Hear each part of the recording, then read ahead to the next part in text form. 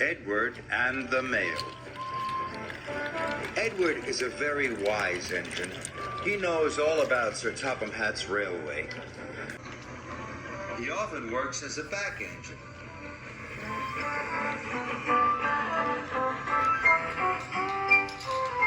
The other engines know they can always ask Edward for help.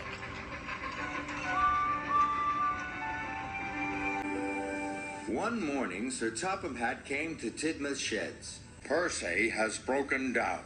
He's at the repair yard, boomed Sir Topham Hatt. I need another engine to take the mail. Edward can do it, chirped Emily. Yes, huffed Henry. Edward knows how to do everything. Good idea, said Sir Topham Hatt. But Edward had never taken the mail before. Sir Topham Hatt told Edward to collect the parcels and deliver them, just like Percy. Edward wanted to ask how Percy would deliver the mail, but he didn't want to look silly. I don't want Sir Topham Hatt to think I can't deliver the mail, puffed Edward. I'll have to work out how to do it by myself.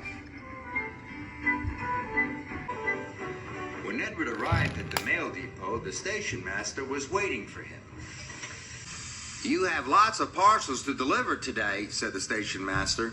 "Some for Farmer McColl, some for the children's party at Maithwaite, and some more for the school." Edward didn't know which of the parcels to deliver first.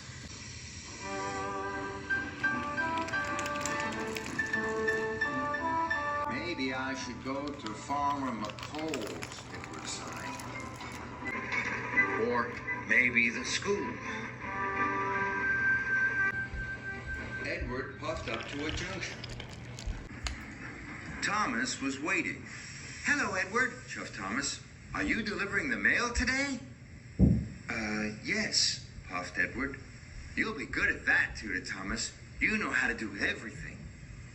Edward really wanted to ask Thomas which parcels he should deliver first, but Edward didn't want to look silly.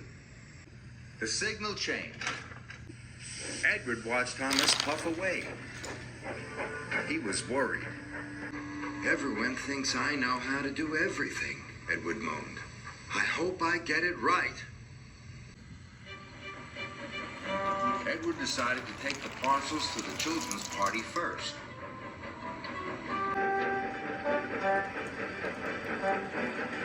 But Edward didn't know that Percy delivered the parcels in a special order. He accidentally left Farmer McColl's parcels with the children. And he whooshed away.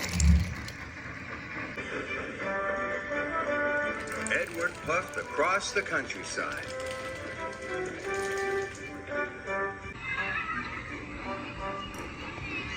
Next, he delivered some parcels to the school.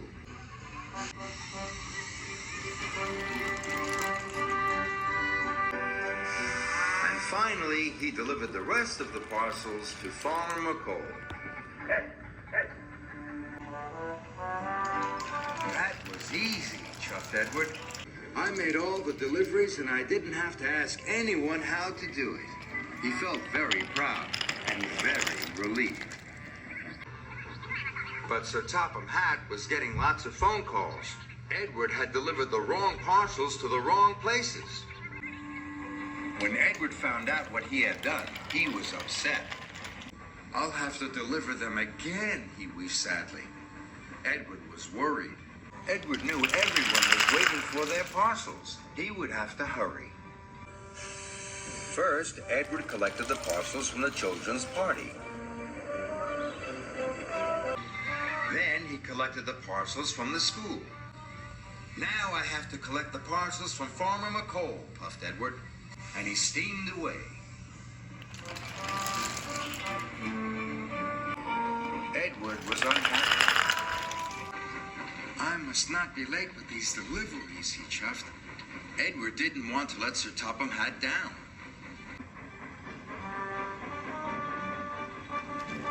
"I must hurry," he wished. Edward raced on. Mustn't be late. But then, Edward had to stop at a junction. He didn't know which was the fastest track to take to the farm. Edward was in such a rush, he didn't ask the signalman. "Stop!" shouted the signalman. "That track is closed!" But it was too late.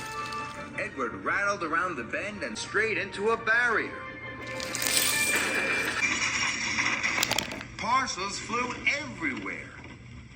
"I'll never deliver the parcels on time now," he moaned. Edward felt terrible. Soon the parcels were loaded back into Edward's trucks. Edward knew now he had to ask for help. "I must find Percy. I will ask him what to do." So Edward steamed off to the repair yard.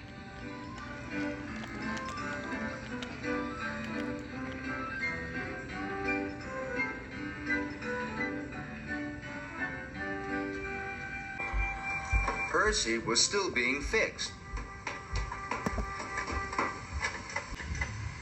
"Percy, will you tell me how to deliver the mail?" Edward chuffed. "Of course I will," peeped Percy. He didn't think Edward was silly for asking at all. "I deliver the parcels in a special order. I always start with the delivery that is furthest away," puffed Percy. "Then I work my way back to Tidmouth's sheds." Edward was very happy he had asked Percy what to do. So Edward puffed across the island. Now he knew how to deliver all the parcels in the right order. The children got their parcels in time for the party. The right parcels were delivered to the school, and Farmer McCall was very pleased. Everyone was happy. Everyone knew Edward was a wise engine. But now Edward felt even wiser.